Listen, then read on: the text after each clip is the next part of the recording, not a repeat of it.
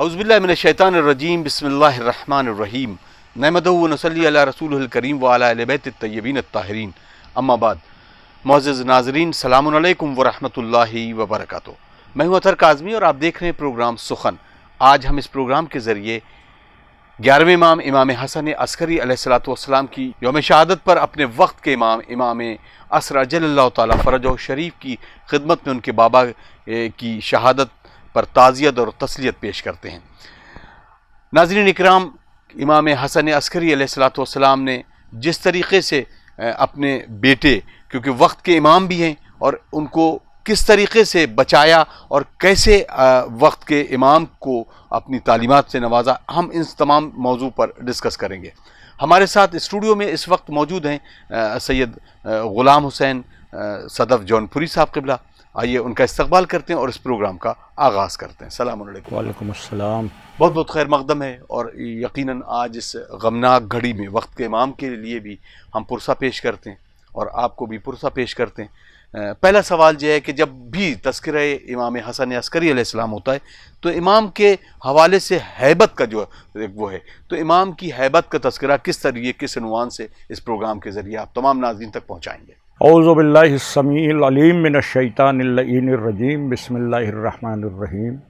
الحمد للہ رب العالمین والصلاة والسلام علی اشرف الانبیاء والمرسلین سیدنا و نبینا و شفیعنا و مولانا و مقتدعنا بالقاسم محمد صلی اللہ علیہ وآلہ وسلم و آلہ الطیبین الطاہرین المعصومین الغر المیامین ولعنت اللہ علی اعدائہم اجمعین من یومنا ھذا الی قیام یوم الدین. بسم اللہ الرحمن الرحیم. رب اشرح لی صدری ویسر لی امری واحلل عقدۃ من لسانی یفقہوا قولی. اما بعد فقد قال رسول اللہ صلی اللہ علیہ وآلہ وسلم من مات ولم یعرف امام زمانہ مات میتۃ جاہلیہ. جزاک اللہ جزاک اللہ. ناظرین اور محترم اینکر اطہر کاظمی صاحب، سلام قبول ہو، اور ساتھی پوری دنیا میں جہاں جہاں بھی ناظرین اس وقت اس بزم کو دیکھ رہے ہیں، ان سب کی خدمت میں سب سے پہلے 11ویں امام کی شہادت کا پرسہ دیتے ہیں، اور یہ پرسہ سب سے پہلے وقت کے امام امام عصر کی خدمت میں پیش کرتے ہیں، اس لیے کہ وہ وارث غم بھی ہیں اور اس عہد حاضر کے امام بھی ہیں، بے شک گو کہ وہ پردہ غیبت میں ہیں. آج کا دن یعنی 8ویں ربیع الاول کئی حوالوں سے غمناک دن ہے. سب سے بڑی غم کی بات یہ ہے کہ 11ویں امام کی شہادت کا روز ہے. دوسرے جو عظیم غمناک پہلو آج کی تاریخ میں ہے وہ یہ ہے کہ بر صغیر میں جو عزائے امام حسین کا سلسلہ ہے وہ 2 مہینے 8 دن چلتا ہے. تو آج 8ویں ربیع الاول کو اس سلسلے کا بھی اختتام ہے. گویا کہ گھروں سے امام کی رخصت ہے، اور ہم بر صغیر کے لوگ، ہند و پاکستان کے لوگ آج کے دن بہت کبیدہ خاطر و ملول رہتے ہیں، کیونکہ عزاداری ایک ایسا حوالہ ہے کہ جو اپنی غمناکیوں کے باوجود جب ہلال محرم نمودار ہوتا ہے تو جتنے روئے زمین پر شیعان حیدر کرار ہیں ان کو بے پناہ غم کے ساتھ ایک ولولہ استقبال امام بھی رہتا ہے، اور وہ ولولہ اور اس کا انبساط، اس کی ایک الگ کیفیت ہے. گویا ایک احساس رہتا ہے کہ ہم نے اپنے آقا کو مہمان کیا ہے. تو یہ جو شرف ہے 8 ربیع الاول کو تصوراتی طور پر ہم یہ سوچتے ہیں کہ ہم نے اپنے امام کو رخصت کیا، تو یہ جو غم ہے یہ بھی بہت اہم ہے. اور تیسری ایک اور یادگار بعض تاریخی حوالوں سے ہے کہ آج ہی کا روز تھا کہ جب 28 رجب کو جانے والے مدینے کے مسافر پھر لوٹ کر 2 برس کے بعد مدینے میں داخل ہوئے. تو یہ 3 کیفیتیں ہیں اور اسی کے حوالے سے گفتگو ہے. پہلا سوال جو آپ نے یہ کیا امام حسن عسکری علیہ الصلوۃ والسلام روح لہ الفدا پر کہ آپ کی ہیبت کے حوالے سے، تو میں یہ عرض کروں کہ جو ہیبت ہے یا جو صفات ہیں وہ سارے ائمہ میں برابر ہیں.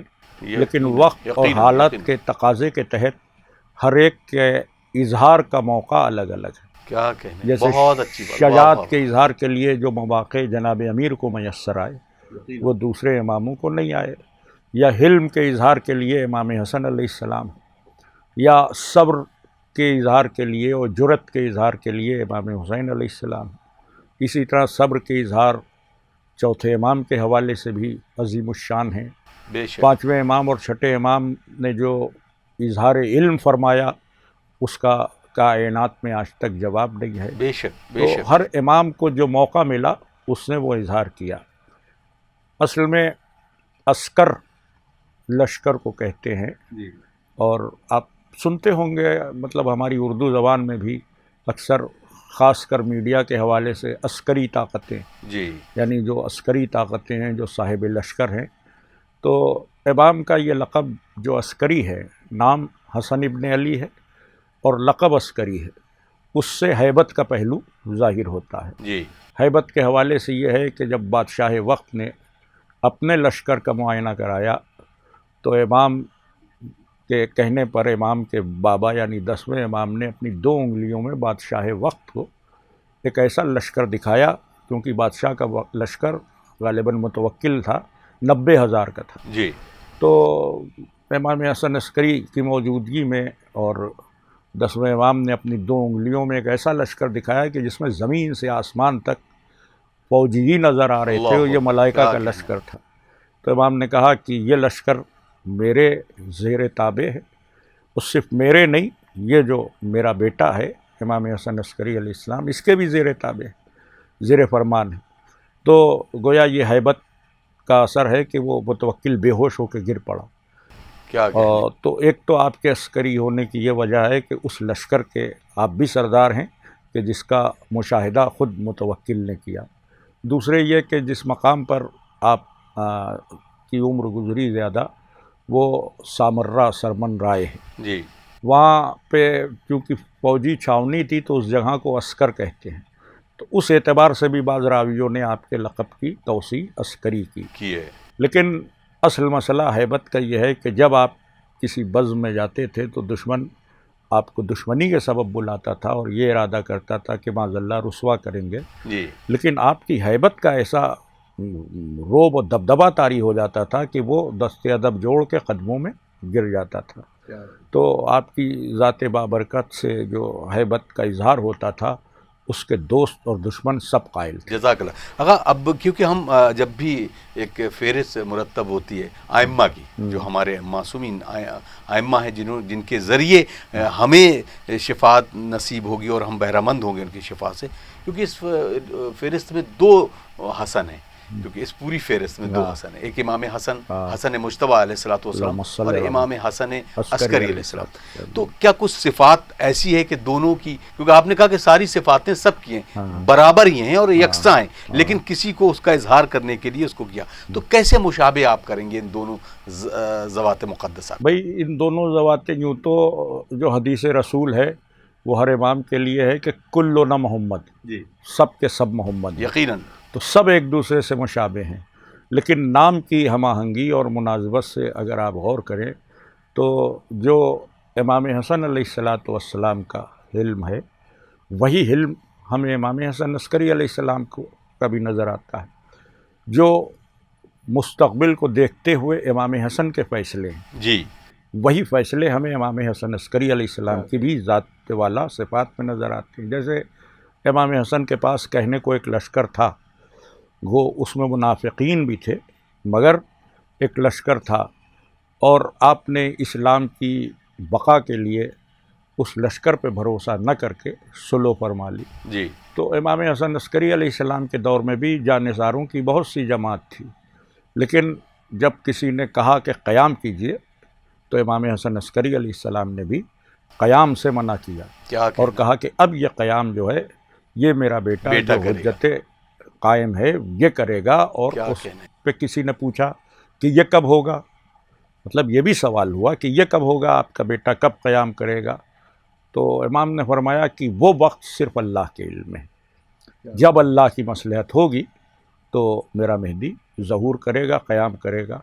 تو لشکر و حالات کے ہوتے ہوئے قیام نہ کرنا اور صبر اور حلم کا مظاہرہ کرنا، ان صفات پہ مجھے لگتا ہے کہ امام حسن علیہ السلام اور امام حسن عسکری علیہ السلام میں بڑی ہم آہنگی ہے، یکسانیت ہے۔ شاید اسی بنیاد پہ ان کا بھی نام حسن ابن علی ہے، ان کا بھی نام حسن ابن علی ہے۔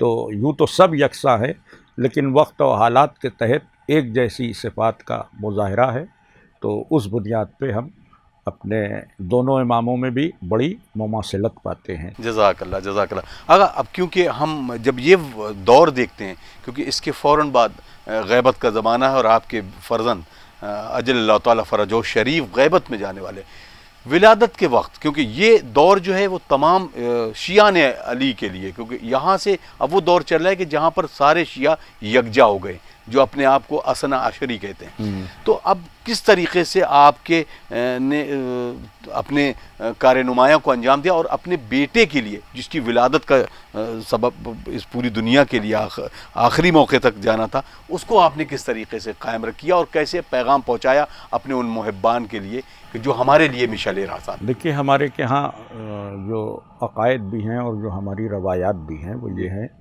کہ ہر چیز اللہ کی طرف سے طے ہے ائمہ کی حیات طیبہ میں، لیکن جیسے ہر امام کی ولادت اور وہ ان کی زندگی یا وہ کب پیدا ہوں گے اس کے اتنے ظواہر نہیں نظر آتے ہیں، لیکن یہ جو امام حسن عسکری علیہ السلام کا مسئلہ ہے، تو یہاں عقد سے لے کر اور 12ویں امام کی ولادت تک اور تمام چیزیں بالکل طے شدہ ہیں اور روایات میں ان کا تذکرہ ہے۔ چنانچہ جناب نرجس خاتون سے امام حسن عسکری علیہ السلام کا عقد ہوا، تو یہ عقد بھی مطلب ایک ایفرٹ ہے، ایک کوشش ہے، کیونکہ وہ جناب عیسیٰ کے حوارین کی نسل سے تعلق رکھتی اور ان کو بلوانا اور جو ان کے واقعات ہیں کہ ان کو بادشاہ کی بیٹی ہوتے ہوئے کنیز بن کے سفر کرنا پڑا، اور کنیزی کی حالت میں جب کسی نے کسی اور کے ہاتھ فروخت کرنا چاہا تو کچھ ایسے قدرتی عوامل ظاہر ہوئے کہ جن لوگوں نے یرغمال بنا کے کنیز بنا کے ان کو اپنے بازار میں لا کر فروخت کر کے اور اس سے رقم کمانا چاہی، تو وہ ان کی مرضی نہیں چلی۔ اگر کسی نے کبھی ان کے حساب سے کہا کہ بھئی اس کنیز کو ہم لے جانا چاہیں گے، تو قدرتی طور پر ایسے عوامل ظاہر ہوئے کہ وہ ناکام ہو گئے۔ اور پھر جب 11ویں امام نے اپنے خادم کو بھیجا کہ جاؤ اور یہ رقم دی اور کنیز کو لے آؤ، تو وہ آٹومیٹک انتظام ہوتے گئے اور آپ تشریف لائیں، تو وقت نے انہیں کنیز بھی بنا دیا جبکہ وہ ایک بادشاہ کی بیٹی تھی۔ اور پھر جب وہ 11ویں امام کے خدمت میں آئیں اور 10ویں امام نے عقد کیا تو وہ عقد ہو گیا۔ اب اس کے بعد سے وصیتیں ہیں کہ یہ وہ خاتون ہیں کہ جن سے زمانے کی حجت پیدا ہوں گے، کیا کہنے۔ اور اس کے بعد 255 ہجری میں غالباً 11ویں امام کی ولادت ہوئی ہے، 255 ہجری میں، کیونکہ 260 ہجری میں 11ویں امام کی شہادت ہے 8 ربیع الاول کو، تو یہ جو 255 ہجری میں ولادت ہوئی ہے، یعنی 11ویں امام کی عمر 23-24 برس تھی۔ تو اب اس میں 2 مرحلے تھے۔ یہ خبر دشمنوں کو بھی تھی کہ اب شیعوں کے سلسلے میں آخری حجت آ گئی ہے اور ان کے لیے ان کا عقیدہ ہے کہ ظہور کریں گے، تو ان کی پوری کوشش یہ تھی کہ 12ویں امام کو، مطلب نشانہ 12ویں امام تھے، اب 11ویں امام تو تھے ہی وہ بھی، کہ ان کو ختم کر دیا جائے، تو اس خبر کو دشمنوں سے چھپانا تھا۔ 2 مرحلے ہیں، اور کوئی دوست ایسا نہ ہو کہ جس تک یہ خبر پہنچ نہ جائے۔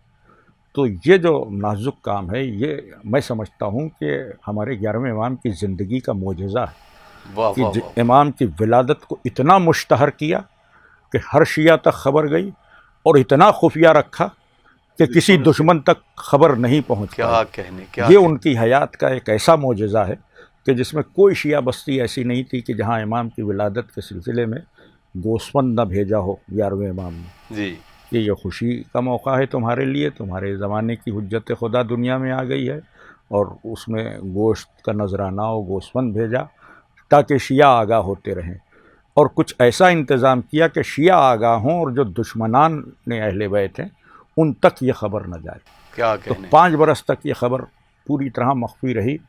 آپ سمجھ لیں کہ اس حد تک مخفی رہی کہ بادشاہ نے وقت کو بھی نہیں پتہ تھا کہ ان کا کوئی فرزند ہے، اور یہ جو پوری طرح راز کھلا ہے وہ 8ویں امام کی شہادت کے موقع پر نماز جنازہ پر۔ قبلہ ایک سوال بہت تیزی سے میری ذہن میں آیا اور میں چاہتا ہوں کہ یہ تمام ناظرین بھی اس سے مستفیض ہو جائیں۔ ہم جب بھی ائمہ کی بات کرتے ہیں تو جو ایک صفت ہے امام کی، اور اس صفت کو اگر ہم 11ویں امام سے جوڑ دیں بات کرنے میں، کہ جو حالات ہوتے ہیں ہم اس حالات کو درک نہیں کر سکتے، کیونکہ ہم اپنے وقت میں جی رہے ہوتے ہیں اور ہمارے سامنے جو تمام حالات ہوتے ہیں ہم اسی طریقے سے سوچتے ہیں۔ کیسے ایک شخص 11ویں امام کی زندگی کو درک کرے اور وہ تمام سبق لے جو اس کی زندگی سے اس حالات کو جوڑ دیتے ہوں؟ ہاں، نہیں دیکھیے، ائمہ کی سیرت ہمارے لیے صبح قیامت تک مشعل راہ ہے۔ بہت سے حالات ایسے پیدا ہوتے ہیں کہ جس کو ہم بظاہر نہیں سمجھ پاتے ہیں، جی، اور ائمہ کی سیرت پر جب نظر ڈالتے ہیں تو ان حالات کا ہمیں بخوبی اندازہ ہوتا ہے۔ 11ویں امام تک، ہر امام کی ایک سیرت ہے، 11ویں امام تک آپ کو وہ سیرت باقاعدہ نظر آئے گی کہ جب دشمن یلغار کرے، جی، آپ کی گھات لگائے، تو آپ اپنا بچاؤ اس طرح سے کریں کہ کوشش یہ ہو کہ قتل و غارت گری نہ ہو، کیا کہنے، اپنی زندگی بھی بچائیں اور کوئی آپ کی طرف یہ الزام نہ عائد ہو کہ آپ نے اٹیک کیا، کیا کہنا، یعنی جس کو آپ ابتدائی جہاد کہتے ہیں، جی، اس سے امام نے، یعنی آپ سمجھ لیے کہ چوتھے امام سے لے کر 11ویں امام تک ایک سیرت قائم کی گئی ان مومنین کے لیے کہ جن کو عرصہ غیبت میں زندگی گزارنا ہے۔ بھئی ایک جنریشن ہے بہت بڑی، اس کا سفر 1300 برس پہ ہے آج تک، جو عرصہ غیبت میں جیے گی، جی، اسے کیسے جینا ہے، اس کی مکمل تفصیل 11ویں امام تک کی حیات طیبہ میں، چوتھے امام سے 11ویں امام تک۔ واہ واہ، اس لیے کہ جب دشمن اٹیک کرے تو اب آپ کو کیا کرنا ہے، تو آپ کو اپنے کو بچا لینا ہے۔ اس میں ایک بہت بڑا اسلحہ تقیے کے طور پہ دیا گیا، جی، اگر تم گر جاؤ، میں اسی پوائنٹ کی طرف لا رہا تھا، واہ واہ، تقیے کے طور پر یہ بہت کیا بڑا کہنا، اسلحہ دیا گیا کہ اگر تم گر جاؤ تو دشمن جو چاہتا ہے وہ کہہ دو، مگر دل میں اس سے مطمئن برات نہ، رکھو، ہاں، دل میں اپنے کہے ہوئے پر اطمینان نہ ہو کہ تم نے صحیح کہا، جی، تم یہ سوچ کر کہو کہ یہ کہلوا رہا ہے تو ہم کہہ دیں۔ تو یہ جو تقیے کی سیرت ہے یہ ہمیں اماموں سے ملتی ہے، اور اس سیرت کا جو سب سے بڑا فائدہ آج ہم محسوس کرتے ہیں اور آپ بھی کرتے ہیں، وہ فائدہ یہ ہے کہ آپ دیکھیں کہ ہماری قوم میں دہشت گرد نہیں پیدا ہونے پائے۔ بے شک، بے شک، اگر یہ تقیے کا عمل ہمارے ساتھ نہ ہوتا تو نہ جانے ہم میں سے کتنے دہشت گرد ہو جاتے اور کتنے مٹ جاتے، کیونکہ جب ہم جھگڑا کرتے اور مار پیٹ کرتے اور آمادہ ہوتے کہ ہم اپنے دشمنوں سے لڑیں گے، تو اس آمادگی کے بعد ہم قلیل ہیں، وہ کثیر ہیں، تو مادی طور پر تو کثیر غالب آ ہی جاتے ہیں قلیل پر، جی، یہ مطلب اصول ہے، اور ظاہر ہے کہ ہر جگہ قدرت کے اصول توڑے نہیں جاتے۔ جی، تو یہی ہمیں 11ویں امام نے بھی درس دیا، ان کے گھر کا محاصرہ ہو گیا، جب محاصرہ ہو گیا تو صرف اس لیے ہوا کہ جیسا میں نے ابھی پہلے عرض کیا تھا کہ وقت کے امام کو گرفتار کر لیا جائے، انہیں نقصان پہنچایا جائے۔ تو اس محاصرے میں 11ویں امام کے گھر کا پیچھے کا دروازہ ایک ایسے افتادہ گلی میں کھلتا تھا کہ جدھر کوئی نہیں جاتا تھا، تو جناب نرجس خاتون سے 11ویں امام نے کہا کہ تم میرے فرزند کو لے کر اس دروازے سے چلی جاؤ اور مدینے کے فلاں گھر کے دروازے کو کھٹکھٹانا، جی، اور وہاں ایک بزرگ ملیں گے، ان سے کہنا کہ مجھے امام حسن عسکری نے بھیجا، تو وہ تمہاری بھی اور اس فرزند کی بھی حفاظت کریں گے۔ کیا کہنے، تو جناب نرجس خاتون نے پوچھا کہ آپ بتائیں کہ وہ کون ہوں گے، کوئی نام نسب؟ انہوں نے کہا بس یہ سمجھ لو کہ ہمارے جد حضرت عباس کی نسل سے ہیں، کیا کہنے، کیونکہ کربلا میں حضرت عباس نے ایک قسم کھائی تھی کہ حسین اور آل حسین کے لیے اپنی جان قربان کر دیں گے، تو وہ قسم میراث کے اللہ طور پر اکبر، عباس کی اولادوں میں بھی ہے کہ وہ حسین کی اولادوں کے لیے اپنی جان کو قربان کریں گے۔ پھر جناب عباس کی نسل کے لیے بڑا فضیلت کا یہ جملہ ہے کہ مجھے پورے مدینے میں سب سے زیادہ اطمینان ہے تو اپنے جد کے اسی بیٹے پر کہ جو ان کی حفاظت فرمائیں گے۔ تو وہ جناب عباس کے ان فرزند، یعنی نسلاً بعد نسلی، جی، وہ ان کے پوتے پرپوتے جو بھی تھے ان کے ہاں گئیں اور انہوں نے باقاعدہ حفاظت کی. جزاک اللہ. آغا اب کیونکہ میں بالکل وقت ہمیں اجازت نہیں دے رہا تو میں چاہوں جلدی جلدی کچھ اور سوالات ہیں جو آپ سے کر لیے جائیں. کس طریقے کی تعلیمات تھی کہ جو آخری وقت میں آپ نے اپنے ان محبان کے لیے یا یہ کہیں کہ جو اپنے ان کے شاگرد تھے ان کو بتائی؟ ان کے لیے جو جنرل تعلیمات ہیں وہ تو سبھی کے لیے ہیں کہ تقوی اختیار کرو. جی. ہر امام کا بنیادی قول ہے کہ تقوی اختیار کرو. لیکن 11ویں امام کی حیات میں آپ کو ایسے سلسلے نظر آئیں گے کہ جہاں انہوں نے مستقبل کے لیے اور مستقبل میں آنے والے شیعوں کے لیے بڑی نصیحتیں فرمائی ہیں. جی. بڑی ہدایتیں فرمائی ہیں. چنانچہ یہاں تک ہے کہ جیسے ہر امام نے جب بھی کسی نے قرآن کے کسی مسئلے کو پوچھا جی. تو انہوں نے اس کی تشریح کی اور تفسیر کی، اور ظاہر ہے کہ جو امام نے تفسیر کر دی وہ اللہ کی طرف سے. بے شک. تو یہ دور تو 11ویں امام کا بھی تھا، لیکن 11ویں امام نے ایک تفسیر لکھی. یعنی کسی امام نے قرآن کی تفسیر اس سے پہلے نہیں لکھی. جی. لیکن 11ویں امام نے قرآن کی ایک تفسیر قلم بند کی، جس کے نسخے آج تک بھی پائے جاتے ہیں مختلف علماء کی کتابوں میں. علامہ مجلسی وغیرہ نے یہ تفسیر لکھنے کا مقصد بھی یہ تھا کہ مستقبل میں امام تو غیب میں رہیں گے، دو بدو کوئی پوچھ نہیں پائے گا. جی. تو اگر نہ پوچھ سکے اور نہ رابطہ ہو سکے تو یہ جو تفسیر ہے اس کی روشنی میں قرآن کے فرامین پر عمل ہوتا رہے. تو ایک تو یہ کوشش کی. دوسرے ایک سلسلہ بھی بتایا کہ غیبت میں کیا ہوگا. کا 4 تو نائب رہیں گے. جی. ان سے اپنا رابطہ رکھنا. ان نائب کا مسئلہ یہ تھا کہ ہمارا مسئلہ وہ امام کے پاس لے جاتے تھے اور امام کا جواب ہمیں لا کے دیتے تھے. جی. بیچ میں ان کا کوئی دخل نہیں تھا کہ کسی چیز کا وہ خود جواب دینے لگے. ہم نے کوئی بات پوچھی نوابین اربعہ میں سے کسی سے بھی، یعنی جو پہلے تھے، دوسرے تھے، تیسرے اور چوتھے نائب، جی. تو ان 4 نائبین میں سے ہر ایک کا ایک زمانہ ہے، ایک دور ہے. تو ان سے بس یہ تھا کہ یہ ہمارا مسئلہ ہے. ان سے امام ملتے تھے. اب وہ مسئلہ انہوں نے امام کے سامنے رکھا، امام نے جواب دیا، انہوں نے یہ جواب لا کے دے دیا. جی. مگر یہ بھی ختم ہونے والا تھا. تو اب اس کے بعد کے لیے 11ویں امام نے ہم کو جو لاہ عمل دیا وہ یہ کہ جب عرصہ غیبت شروع ہو جائے، اب پوری حدیث ان کی بہت طولانی حدیث ہے، اس کے چند فقرے، کہ جب عرصہ غیبت شروع ہو جائے تمہارا امام تمہارے سامنے موجود نہ ہو، تو اب تمہیں کیا کرنا ہے؟ اب دین حاصل کرنے کے لیے تمہیں ہمارے فقہا سے رجوع کرنا. کیا کہنا. ہمارے فقہا کی تقلید کرنا. لفظ فقہا حدیث میں ہر جگہ ہے. اور پھر ان فقہا میں بھی، کیونکہ ہم بھی فقیہ بن گئے، آپ بھی فقیہ بن گئے، ہمارے پاس آؤ. جی. کوئی بھی بن سکتا ہے نا. تو ان کی کوالٹیز بیان کی. کیا کہنا. ان کی کوالٹیز یہ ہیں کہ وہ خواہشات کے بندے نہیں ہوں گے. واہ واہ واہ واہ. وہ نفس پہ قابو رکھنے والے ہوں گے. اس کے بعد لفظ ہے کہ اپنے مولا کے مطیع ہوں گے. نفسانی خواہشات پہ قابو رکھتے ہوں گے، اپنے مولا کے مطیع ہوں گے. اور اسی طرح سے کئی صفات ہیں جو امام نے گنوائے ہیں. یہ مرجعیت کے لیے ایک بہت اہم پہلو بھی ہے کہ جو لوگ آج بھی اسی بات کو لے کر، امام کے اقوال کو لے کر دنیا تک پہنچا رہے ہیں. آخر میں چاہوں گا، وقت بالکل اجازت نہیں دے رہا، کہ جو وقت شہادت تھا آپ کا، اس وقت کے کچھ منظر آپ. وقت شہادت یہ کہ آپ سرمرہ یعنی سامرہ جہاں آپ کا مزار مقدس ہے وہیں تشریف فرما تھے، اور خدا لعنت کرے معتمد ملعون پر، بے شمار اس نے آپ کو زہر سے شہید کیا. اور جب زہر کے اثرات ظاہر ہوئے تو امام بہت بے چین تھے، تڑپ رہے تھے. اور جب شہادت واقع ہو گئی تو معتمد کا جو وزیر تھا وہ لوگوں کو جمع کر رہا تھا، اور جب جنازہ چلا ہے تو جہاں نماز جماعت ہوتی تھی تو معتمد کی حکومت کی طرف سے ایک قاضی تھا، اس کا نام سلپ ہو رہا ہے دماغ سے، وہ نماز پڑھاتا تو آیا اور اس نے بند کفن کھولا.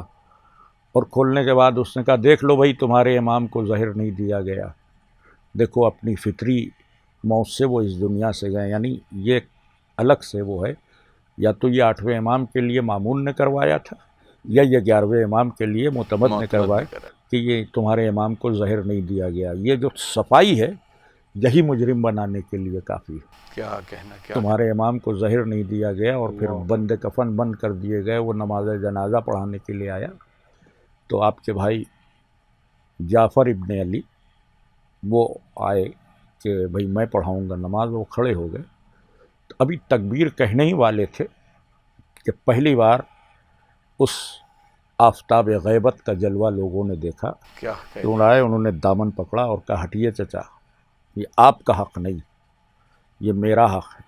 अल्लाह। और एक 5 बरस के बच्चे ने इमाम की नमाज जनाजा पढ़ाई। उमूमी तौर पर ये आखिरी ज़ियारत है इमाम, क्या कहना है। बस नमाज पढ़ाई और उसके बाद रूपोश हो गए। अब वो नवाबीन से मिले, लेकिन अवामी तौर पर उनका राबिता बंद हो गया। जज़ाकल्लाह, बहुत शुक्रिया आगा, बहुत शुक्रिया। वक्त बिल्कुल इजाज़त नहीं दे रहा। यकीनन एक बहुत पुरलुत्फ़ और नूरानी गुफ्तगू, और एक बार फिर वक्त के इमाम के हुजूर उनके वालिद माजिद की इस दर्दमंदाना शहादत पर पुरसा और तस्लियत पेश करता हूँ। नाज़रीन, हमें इजाज़त दीजिए, इंशाअल्लाह अगले प्रोग्राम में फिर हाज़िर होते हैं। आइए मिलकर दुआ करते हैं वक्त के इमाम के ज़हूर के ताजील के। अल्लाहुम्मा अज्जिल लिवलियकल फ़रज।